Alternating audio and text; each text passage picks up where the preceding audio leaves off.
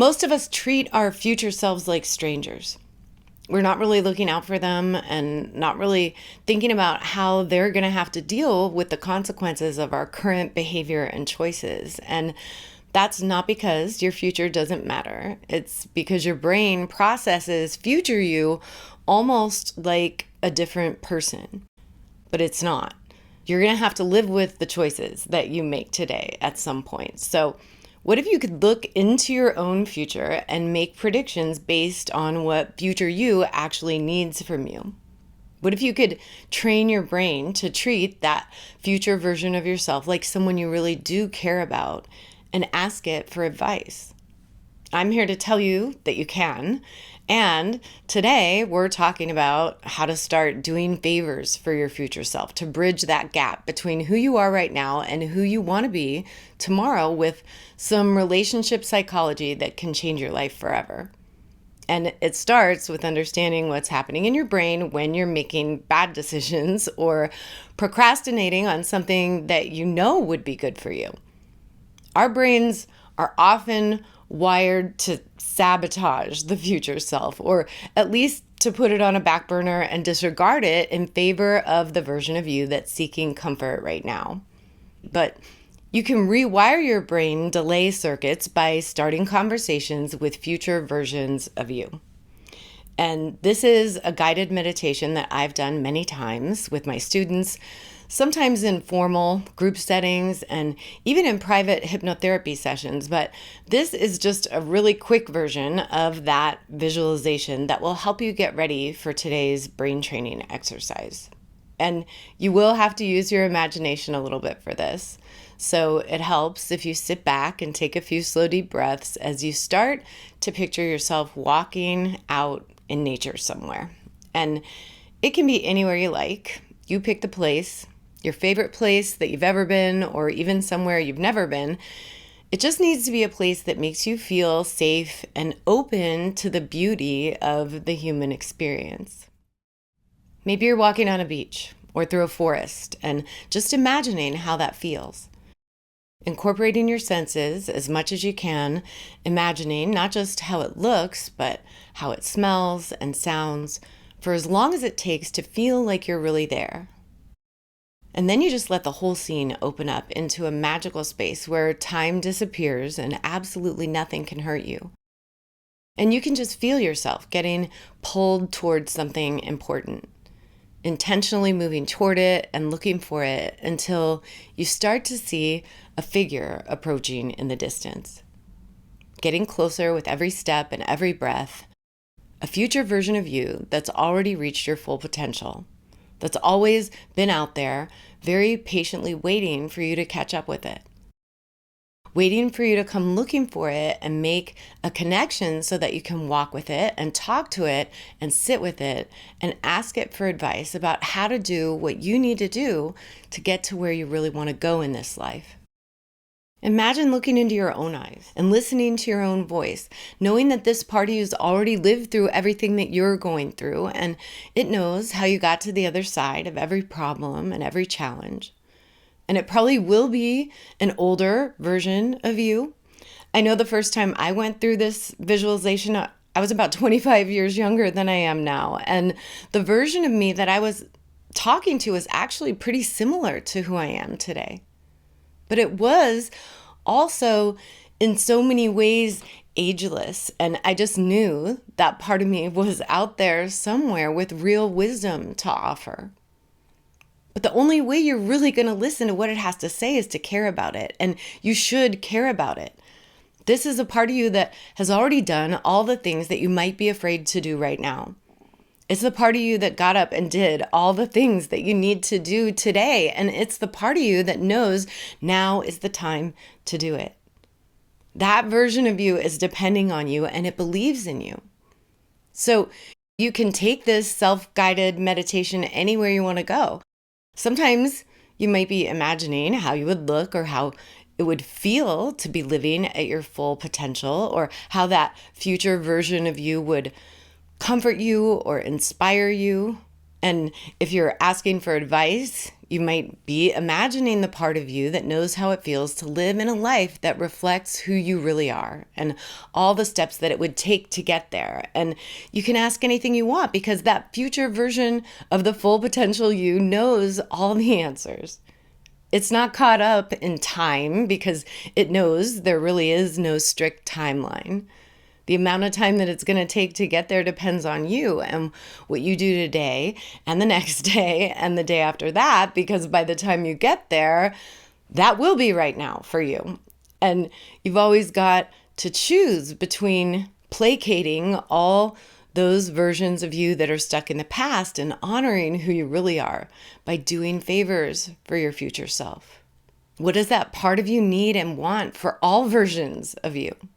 And these don't have to be great, big, huge favors. These can be really practical things for a version of you that exists 20 minutes from now. Maybe you're washing the dishes right away so you don't have to deal with them later, or folding the clothes before they pile up and make a mess in your house, or paying attention to the bills before they pile up and turn into stress in your life, or getting up and going out for a walk because you know it's good for you, or starting a project that you've been putting off and doing it because you want to, or maybe even making the time to make a connection with someone that you've been meaning to talk to because it's the right thing to do. And this is where you want to take the time to set a physical anchor point that reminds you to make a connection with the real you. If you apply the 5 elements of nature to your fingers, the thumb is the energy of fire and the intentions that you set in this moment. And the middle finger points to space and that elevated version of you that isn't constricted by time. It's the tallest finger because it's pointing up and out into the ether. So you set your intentions on listening to that part of you when you bring those 2 fingers together. And you take a few slow, deep breaths and look into your mental crystal ball and pull up a picture of future you waiting there for you. And start practicing with all the small things first. As soon as you set your coffee cup down in the sink, catch yourself and take a breath for the reminder to do that favor for your future self, even though it's such a small one. And while you're washing it and putting it away, thank yourself. And you get better at catching yourself, making messes in your life that you don't want to have to clean up later with that simple physical anchor. Literally unnoticeable to anybody that might be watching, because if you keep practicing, it's only going to take a second to tap into that reminder and start doing what needs to be done.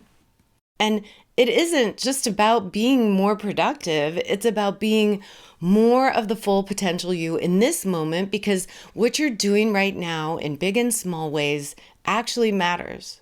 Remember, it's you that you're doing all these favors for. It's all for you. And that future version of you will thank you. Make that a part of your meditation. Picture that version of you thanking you for everything that you're doing today.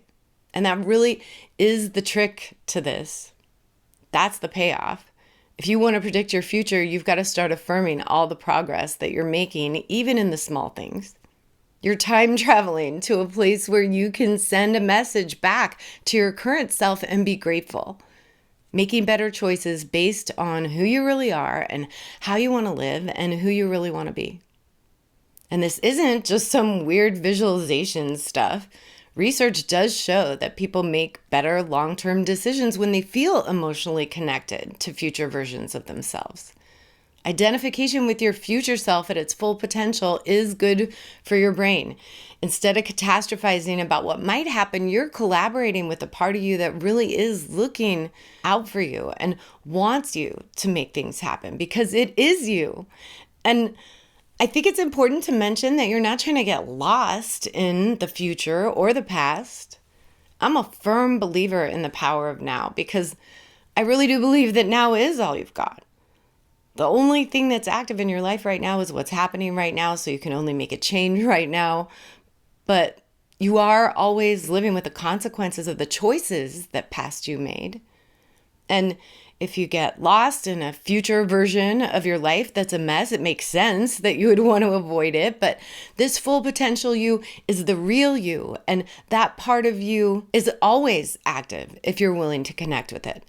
Self-discipline says that you're making decisions today that line up with that part of you, and taking inspired action based on that kind of internal alignment takes so much of the stress out of decision making in your everyday life.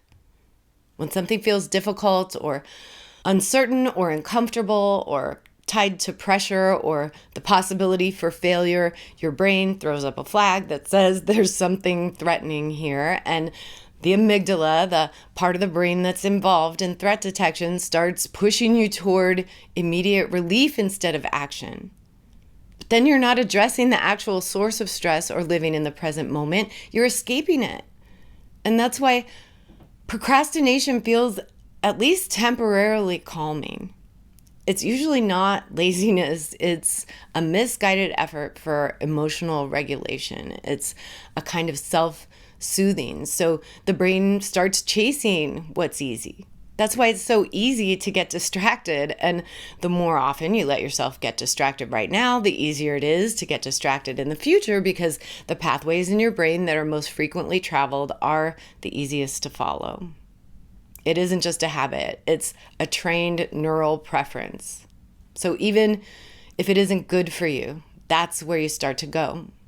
Caring about what is good for you and what happens to you is the real meaning of self-care. Remembering that future you is out there waiting for you somewhere helps you get motivated to choose a new and better pathway, pruning away the old way of thinking. And it works because the brain keeps what it uses, so you have to use what you're learning here. It doesn't do any good to just think about it. Discipline is the principle that predicts your future because it turns right thinking into right action. And that's why we practice. Go back to the discipline video from the book study. Go to the 1-minute meditation playlist in the description. Go back to the part of this video where we went through the visualization and the anchor point that you're setting for your reminder. Keep going back to that version of you that knows what you need to do over and over again, and make that your motivation. And I promise, if you stick with it, it won't take long to see the changes in your life. You'll be able to feel yourself getting closer to that full potential version of you every single day.